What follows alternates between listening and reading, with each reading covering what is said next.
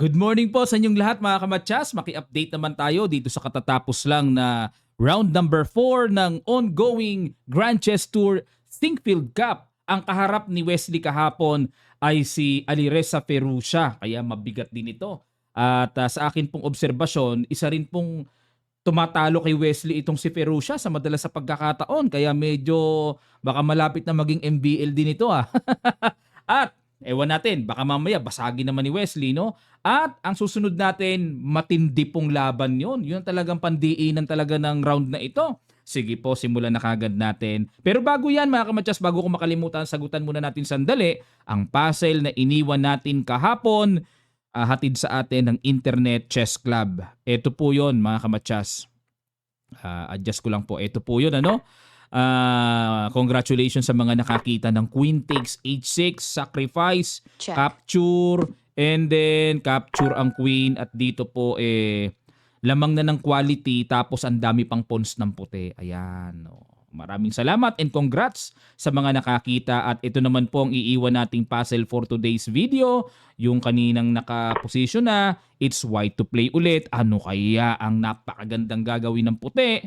At sabi dito, black has just captured the pawn on A2, but that's exactly what white wanted. Can you spot the trap the first player had in mind? White to move and win, sabi po sa description dito sa nakalagay no sa puzzle na ito. Okay po, bahala na po kayo mga kamatsas. Ang link ay nasa description below kung gusto niyo pong magkaroon ng account dito. Ang ginawa ni Wesley, nag-E4, C6 si Firouzja, ayan. Sa pagkakatanda ko po, paborito ni Firouzja ang Caro-Kann defense. D4, D5, E5, advanced variation, Bishop F5, nilalabas talaga ang Bishop at nag-Knight F3, E6. Sa inyo pong kaalaman, mga kamatsas, ang nagpasikat po talaga ng Caro-Kann, yung talagang tumatak sa kasaysayan ay si Karpov. Pag nag-Caro-Kann si Karpov noong araw, nako talaga, pinakatalo, tabla. Hindi makalusot sa kanya yung kalakasan ni Karpov noon. Lakas sa Caro-Kann. Nag-castling at dito nag-H6.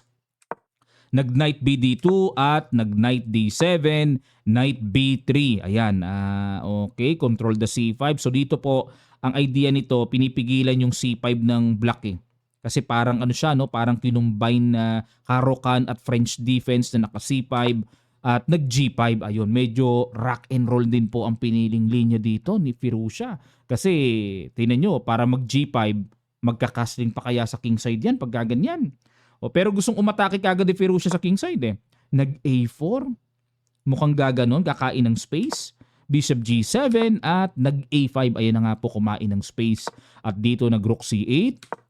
C3, no? Patibay lang sa D4, nag-castling pa rin. Pero syempre, yung ganitong nakapasubo yung shield ng king, medyo okay pa to mga kamatsas kasi may Bishop Fianchetto naman Ang masama, wala yung Bishop Fianchetto na yan. Tingnan nyo yung itsura, pangit, di ba? Halimbawa, nandito yung Bishop. Parang ganon. Pero pag naka-Fianchetto, okay lang yan. Kumbaga, talagang safe ang king na masasabi. Nag-Rook E1, ayun, teka lang muna mga kamatsas, no? Novelty ang Rook E1 ni Wesley. Ayon po sa nakatalang record na nangyari sa posisyon na ito, may tumira na ng H4, Bishop E3 mga kamatsas. So Rook E1, new move. Tingnan natin, baka mamaya matranspose lang mamaya, wala na pong transposition. So talagang new move na ang Rook E1. Nag C5, ayan parang French na no. Nag Bishop B5, okay, atake dun sa knight. Gusto ni Wesley exchange para makuha yung pawn. Nag C4, napilitan tuloy na isara ni Firouzja. Kasi kung kakapturein mga kamatsas, kakapture lang ng knight, makakatulong pa yun Kinapture na, capture, at nag-Knight C5. Sumugod talaga si Wesley, pinasok. Nag-Queen A4, nag-H4. Nag-Queen B5, sorry, and then nag-H4 para basagin na yung king side. Nag-G4 at nag-Knight H2. Ayun, target ang pawn G4, nag-H5 para suportahan. Nag-Knight F1 para magmamaneuver to G3, atakihin ng pawn H5. Ayun. Hindi na po nakatiis si Firouzja sa pagkairita niya sa knight na yan. Talagang tinagpas na, nagpa-quality down kumbaga. No, quality down, ano? Knight C6, target ang pawn E5, target ang pawn A5, at nag-Knight G3, ayun. Okay, tinarget naman, kumounter target. Nag-Bishop G6, okay, para depensahan, at nag-Queen D2, ayun. Hinangaan ang tira na ito ng computer engine, ano? humanga kay Wesley. Bakit pupunta ba doon para atakihin yung pawn h5? Nag-queen takes c5 at dito mga kamatsas, may brilliant na pinakawalan si Wesley. Pakiguess nyo po, sa ilang sandali lang tutuloy kagad natin. Start.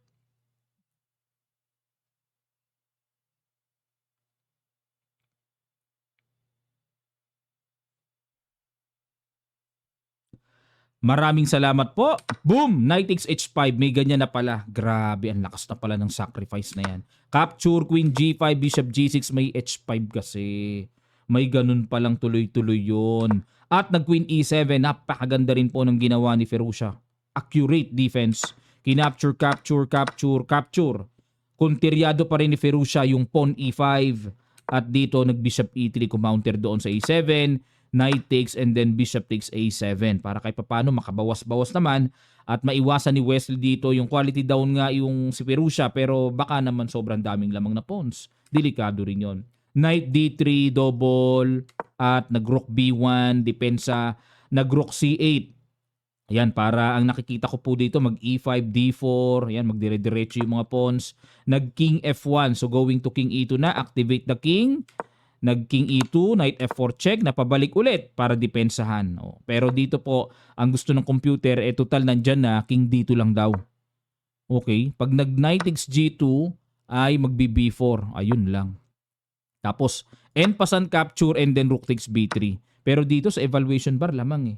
Pero sa mata natin, nakakailang. Kaya naunawaan ko po si Wesley, nakakailang kasi parang tipong ang kapal-kapal na ng pawns eh. Pero may target din naman dun sa B7, rook B1, mga ganun, babagsak. At kapag bumagsak ang B7, yung A pawn, dire-diretso yan. So yan po dito yung nakikita kong laman ng gustong mangyari ng computer engine. Ano? Pero nag-king F1 si Wesley, hindi kinaya ng kanyang nerve. At nag-knight D3, king E2 ulit, knight F4, at nagpabalik-balik. Ayan mga kamatsas. Pero itong position na to, sayang ang opportunity. No? Ang sinasabi dito, ng tunay na diagnosis ng posisyon na ito, may potential dito yung position ni Wesley kasi quality up eh. Pero syempre, hindi na rin natin masisi, masyadong nakakapalan si Wesley sa pawns na yan. Baka pag may nabawas pang isang pawn sa isip ni Wesley, baka mamaya it's too late na. Pero hindi naman pala, B4 lang pala, no? B4 lang pala yon. Basta malagyan lang ng depensa yung pawn and then B4. Ayan po mga kamatsas, ano? Sayang ang opportunity ng position, hindi napilit ni Wesley, pero talagang pumabor sa kanya ang evaluation bar eh. Mahirap nga lang makita at nerve din ang usapan. Okay, ito naman po ang next nating i-analyze. Nako, matindi po ito. Nagkapisakan. White dito si Abdusattorov, black si Fabiano Caruana ang leading. Nag C4, E6. Aba, nasa pinaka-bottom si si Abdu. Tapos si Fabi naman nasa taas. Parehong nasa dulot-dulo. Pero tingnan natin, baka naman mapuwing ni Abdusattorov. Knight F6, capture, capture. Pinasok po ang Queen's Gambit, decline, exchange, variation, Bishop G5. No? Matanda na po itong Bishop G5. Panahon pa ni Kasparov. Dami kong memories dito. Kaya gusto kong mag-handle nito si Kasparov nung araw. Bishop G4, yan lang. Yun lang. Yan ang kakaiba na linya. Queen C2, at nag-castling. Dito po kasi sa Bishop G4, mga kamatsas, pinapa F3 talaga. Pero pag nag-F3, aatakihin yung E3 pagka mag-rook E8, ganun. Kaya itong Bishop G4, interesting para sa akin. Castling, H3, nag-Bishop E6, tapos Knight F3. So normal developments lang si Abdu. Nag-Knight E8, palit ang Bishop. Bishop G3, inayawan. Bishop D6, hinabol. And then nag-Bishop to D3. Kumbaga talagang inaalaw lang na ipakain itong bishop pero pag nag-castling mamaya, something mayroong magagawang puwersa sa F-file. At itong Bishop D3 mga kamatsas ay novelty. Wala sa libro dahil ang mga nakatala na mayroon ng tumira ng Knight E5 at mayroon ng tumira ng Bishop takes D6. So balik tayo sa Bishop D3, capture, capture. At dito nag-Knight D7, nag-G4. Nag-C5, okay, at okay, para pressure. Nag-castling queenside. Yan po ang isang malaking questionable sa computer. Bakit daw nag-castling dyan? Pero ang basa ko naman dito mga kamatsas, kasi gustong mangyari dito ni Abdu ay babasag siya sa ano, atake siya sa king side eh. So gusto niyang ilayo yung king niya diyan, mag-king B1 lang, tapos makabomba siya sa pamamagitan ng pawns na pambasag later on sa king side. O pero sa computer po, ang gustong mangyari simple lang, castling lang kumbaga. Sapat na pala yung magkaroon ka ng magagawang atake sa F-file. O ayan po ang computer ano, pero nag-castling, rook C8, talagang very logical yan. Nandiyan ang king, lagyan ng tore, nag G5, ayan na nga po. Ayan na nga po. Since kulelat si Abdu Saturov, feeling ko parang ano siya, eager na umiscore na eh. Nagwawala na eh. Kinapture ang D4, capture and then kinapture, yun lang. Bakit tinikman daw? Dapat daw po ang tira ay B5. Yun lang, masyadong mabigat itong B5 para makita. Ang lalim, unang-una kakainin lang ng bishop yan. Pero malalim na pamamaraan ng atake yan, ano? Balik tayo sa HG5. Kung ako yan din ang gagawin ko unang tingin eh. Nag G4. Tapos mag H4. Yan po ang idea hanggang sa ilagay ang mga tori dyan at talaga makabomba dyan sa king side. Yan ang plano na nakikita ko dito. Nag G6 para ilalagay ang knight dyan sa G7. Maaring ganon or king G7. At ayun, tinagpas lang po dito ni Abdu. Nag queen F6 lang. Bakit? Anong mangyayari para at least malinaw sa atin? Takes, knight G7, tapos knight takes G5. Ayun po. May mga kalikot, tapos may knight takes E6. Compensated talaga. Talo kagad ang black dyan. Kaya ang naging pang-solve dito ni Fabi, meron siyang queen F6. So double attack, hanging ang pyesa. Chumek muna, king G7, rook F1, and then nag B5. Ayun. Yun lang. Yan ang mabigat na, ewan ko kung kalkulado pa ni Fabi ito o kusa lang dumating. Kasi unang-una pag rook F1, kung advanced analysis ito, mahirap yan. Kasi parang tipong aalisin ang knight at tamaan ng queen. Pero na-realize niya dito, wala pa palang sapat na aalisan ang knight para maka-atake sa reyna. At kaya siya nag B5 para mangiliti na. May B4 ng paparating at palakasin ng pressure sa C-file. At dito nag H4 mga kamatsas. Wala nang pakialam si Abdu. Sige, kunin mo na knight ko. Parang ganon. Nag B4, capture, check. King B1, kinapture ang knight. So dito po maliwanag, one piece down talaga, buong buo. Okay, lamang si Fabi and then nag bishop F5. Yun lang po. Pagtira ng bishop F5, dito na nagkalungkutan. Dito na lumungkot kasi considered blunder ratios. Tingnan niyo po yung evaluation bar, no? Dapat daw po ang tira dito ay knight H4. Yan pala ang tira, knight H4. Silipin lang natin sandali mga kamatsas. Pag nag queen G5, knight F5 check. Ayun, tapos ka-capturein and then bishop takes and then knight EF6 and then bishop takes D7. Okay, so hindi pwedeng capturein kasi may threatening matchas and then mag-rook B8. Ayan po ang continuation dito, etc.